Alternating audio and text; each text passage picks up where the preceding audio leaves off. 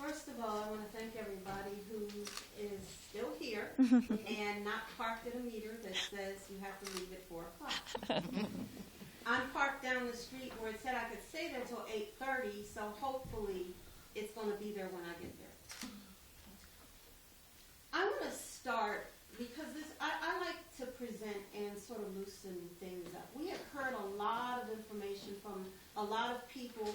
We've heard some people tell us that we should file a complaint. Some people say you can file a complaint, but look at all of these things that can happen to you. This past summer, I went to South Africa, and so much of what happened in the fight against apartheid, we are still dealing with in this country. Because, in fact, we do have 2 or 3 different systems.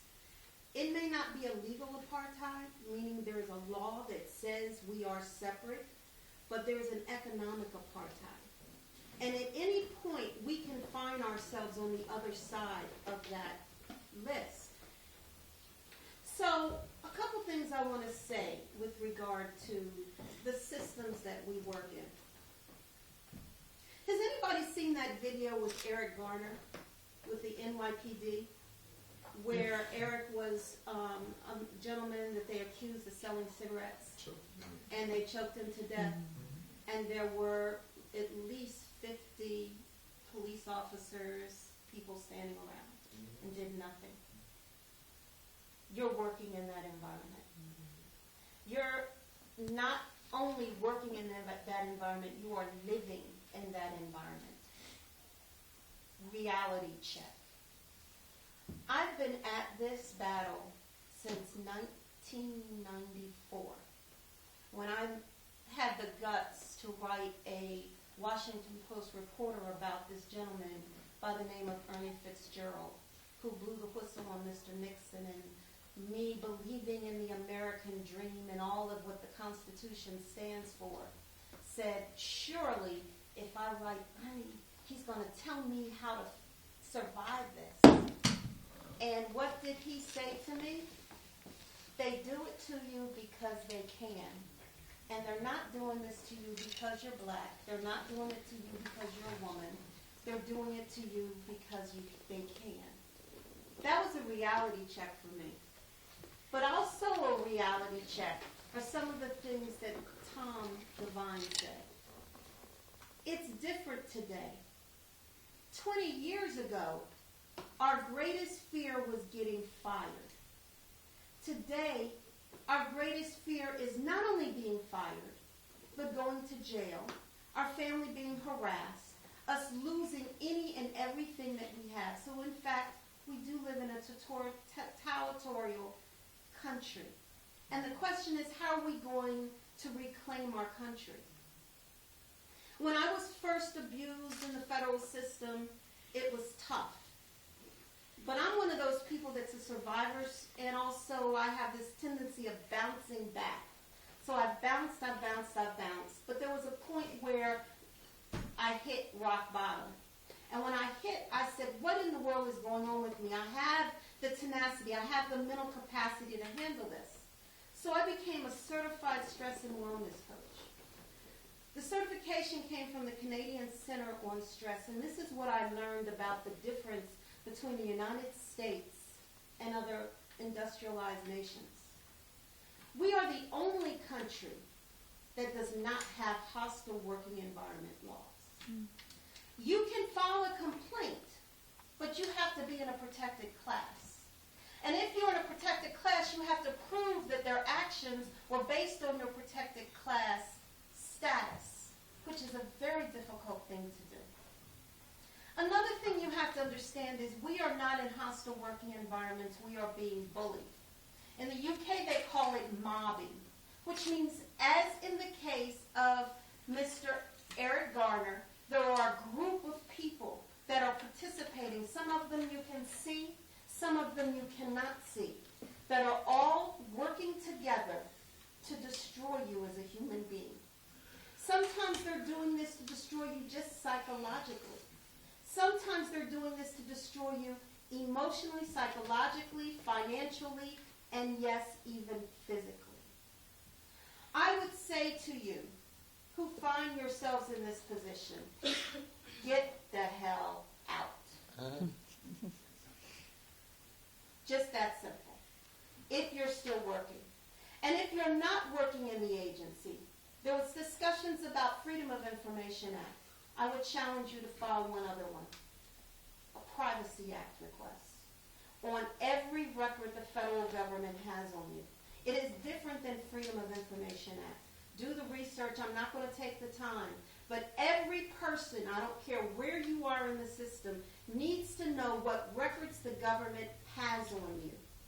I filed a Privacy Act with my former employer asking every time my name showed up in a document I wanted under the Privacy Act, and I got those records.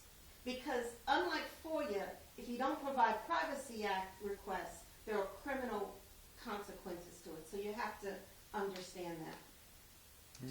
The other thing that I want to stress, and this is where I'm going to close, do not think that the agency officials who are doing these very cruel and mean things to you to make you do things or not do things are doing it because they necessarily don't like you.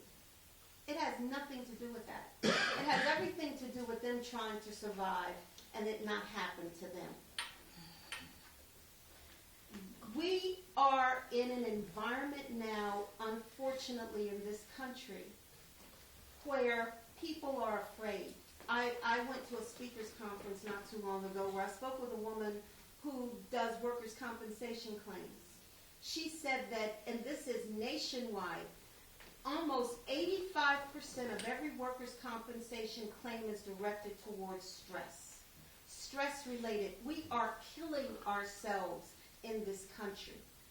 The difference between working in the federal government and working in private industry is in the federal government, there is a bottomless pit of money, number one. Number two, the federal government could care less about what it looks like to the American public. When Cracker Barrel fired the gentleman for giving away the biscuit, it wound up all over social media, and they had an image issue they had to be concerned with, so they want to rectify that. The federal government could care less about its image. And lastly, and I think this is the saddest part of it, is the influence of attorneys and their lack of integrity in the criminal justice and the civil justice system. We are in an ethical, moral crisis in our country. And I say our country because I believe that we are more so at a crisis today than we have ever been. Why is that? Because today, the 1961, 62, 63, 64 laws would have never been passed. Brown versus Board of Education, because of the character of the attorneys that must prosecute these cases, would have never happened. Because we have somehow shifted. Maybe it's in the water. You know, back in the day, we didn't have bottled water. You know, you drunk water, and it could be the water. Perhaps it's the food. We used to be able to just eat from the ground. But now we're eating chemicals, and maybe it's messing with our heads. Out of computers. It could be the computers, but I do know this much, and this is what I will close with. You are the heroes. Those of us who are willing to continue, notwithstanding the challenges.